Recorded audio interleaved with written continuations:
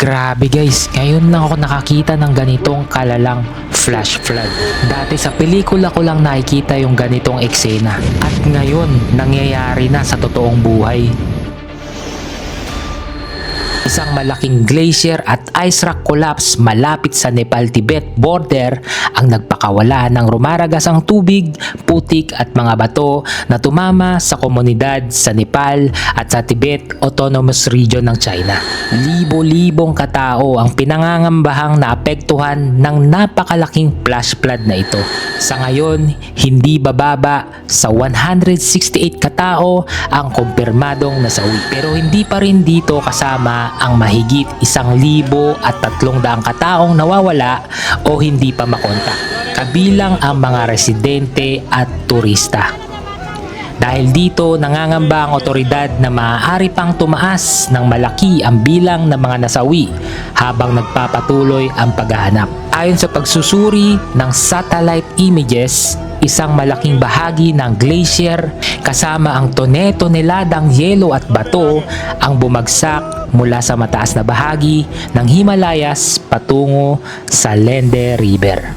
Ang pagbagsak nito ang nagpakawala ng napakalakas na daloy ng tubig, putik at malalaking bato patungo sa Bote, Koshi at Trishuli rivers.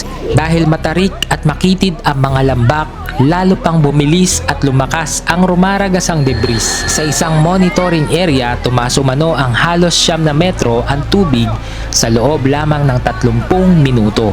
Tinangay ng baha ang mga bahay, sasakyan, tulay, kalsada at iba pang mga facilities. Mahigit 1,000 residente rin ang napilitang lumikas habang may mga komunidad na nananatiling hindi mapuntahan dahil naputol ang mga kalsada at komunikasyon.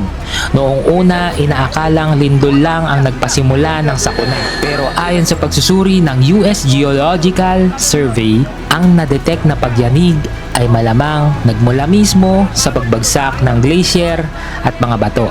Hindi lindol ang sanhi nito.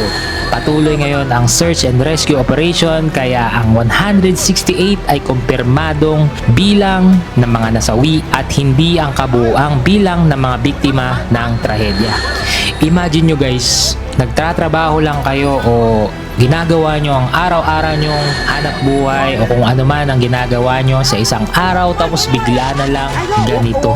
May rumaragasang tubig. Nakakatakot no? Hindi talaga natin alam ang aksidente kaya lagi tayong mag-iingat. Oh my god, Mario.